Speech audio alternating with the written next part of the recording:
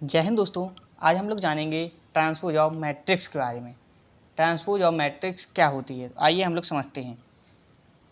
जब हम लोगों को कोई एक मैट्रिक्स दी गई हो और उसके रॉ और कॉलम को आपस में इंटरचेंज कर दिया जाए तो उससे जो नई मैट्रिक्स बनेगी उसको हम लोग ट्रांसपोज ऑफ मैट्रिक्स कहते हैं। जैसे कि हम लोगों को एक एग्जाम्पल दिया गया है कि मान लीजिए यह एक ए मैट्रिक्स है जो नीचे दी गई है और इसका हम लोगों को ट्रांसपोज निकालना है। तो ट्रांसपोज के लिए हम लोग इसका साइन इस तरह से लिखते हैं कि ए के ऊपर डैश लगा देते हैं और फिर इसका ट्रांसपोज लिखते हैं। तो इसकी जो फर्स्ट रो में एलिमेंट है उनको हम लोग फर्स्ट कॉलम में लिखेंगे, यानी 1 और -1, और जो सेकंड रो में एलिमेंट है उनको हम सेकंड कॉलम में लिखेंगे, 2 3। इस तरह से यह ए मैट्रिक्स का ट्रांसपोज हो जाएगा। तो दोस्तों अब हम इसका अगला क्वेश्चन देखते हैं। मान लीजिए यह भी एक ए मैट्रिक्स है और इसका हम लोग को ट्रांसपोज निकालना है, मतलब ए डैश निकालना है। तो इसके जो एलिमेंट एक कॉलम में दिए गए हैं उनको हम लोग एक रो में अरेंज कर देंगे, 5 1/2 -1। तो यह इसका ट्रांसपोज हो जाएगा। अगला क्वेश्चन देखते हैं।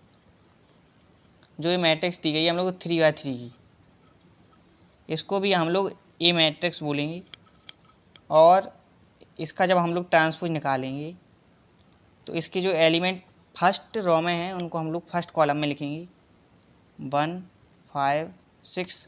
जो सेकंड रो में है उनको सेकंड कॉलम में, √3 5 6। जो थर्ड रो में है उनको थर्ड कॉलम में, 2 3 -1।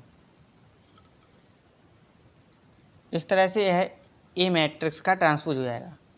तो आइए अब हम लोग समझते हैं कुछ प्रॉपर्टी के बारे में। जैसे कि फर्स्ट प्रॉपर्टी है कि जब हम लोगों को कोई ए मैट्रिक्स दी गई हो और उसका ट्रांसपोज निकालना हो और फिर उस ट्रांसपोज का जब हम लोग होल ट्रांसपोज करेंगे तो वह ए के इक्वल आएगा। यह इसकी फर्स्ट प्रॉपर्टी है। अब जानते हैं सेकंड प्रॉपर्टी के बारे में। सेकंड प्रॉपर्टी है कि कोई मैट्रिक्स दी गई है ए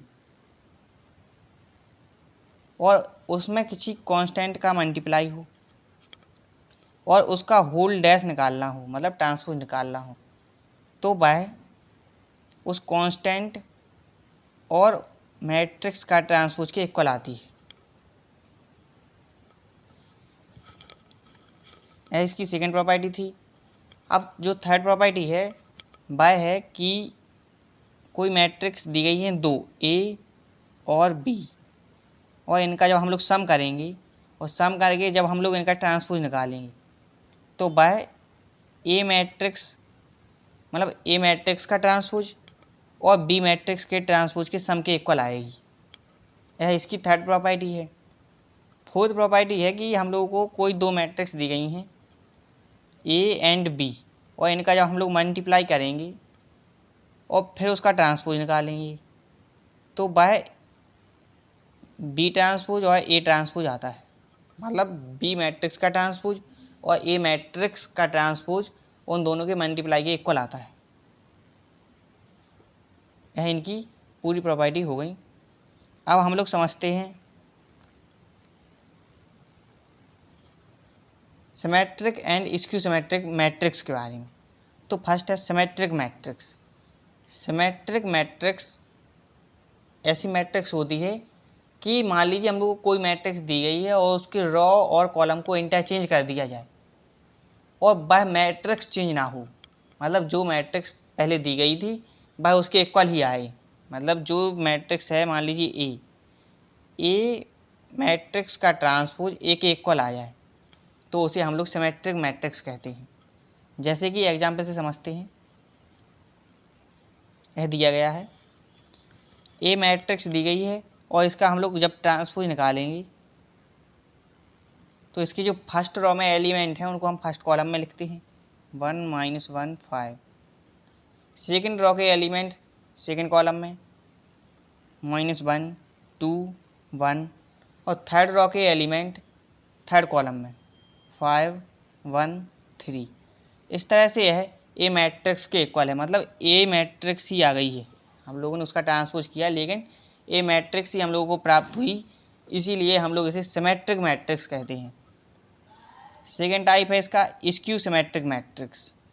स्क्यू सिमेट्रिक मैट्रिक्स मतलब वह मैट्रिक्स कि जिसका हम लोग ट्रांसपोज करें और वह दिए गए मैट्रिक्स के नेगेटिव के इक्वल आ जाए।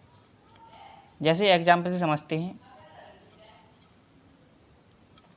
कि ए मैट्रिक्स दी गई है और इसका जब हम लोग ट्रांसपोज निकालेंगे तो 0 1 -1 -1 0 1 1 -1 0, और इसमें से जब हम लोग माइनस कॉमन लेंगे तो वह दी गई मैट्रिक्स के इक्वल आएगी, मतलब A transpose is equal to -a हो जाएगा। इसे हम लोग स्क्यू सिमेट्रिक मैट्रिक्स कहते हैं। आगे समझते हैं sum of symmetric and skew symmetric matrix. यह इसका एक फॉर्मूला है, इसको आप लोगों को याद करना होगा। अब जो अगला क्वेश्चन दिया गया है वह इस फॉर्मूले से सॉल्व होगा। तो दोस्तों अब हम इसका क्वेश्चन सॉल्व करते हैं। ये मैट्रिक्स दी गई है, इसको हम लोग ये मानते हैं, और जब हम लोग इसका ये ट्रांसपोज निकालेंगे तो 3 5 1 -1 आएगा। अब जो फॉर्मूला होता है वह होता है 1/2 ए मैट्रिक्स, मतलब ए और इन दोनों का प्लस करेंगे तो 3 3 6 हो जाएगा, 5 1 6 हो जाएगा, 5 1 6 हो जाएगा, -1 और -1 -2 हो जाएगा, प्लस जो होता है वह ए माइनस ए ट्रांसपोज होता है, तो 3 में से 3 जाएगा 0, 5 में से बन जाएगा 4, 1 में से 5 जाएगा -4, और 1 में से बन जाएगा तो 0। इस तरह से यह आप लोगों का sum of symmetric and skew symmetric matrix आ जाएगा। तो दोस्तों आज के लिए इतना ही, मिलेंगे नेक्स्ट वीडियो में, तब तक के लिए पढ़ाई करते रहिए। जय हिंद दोस्तों।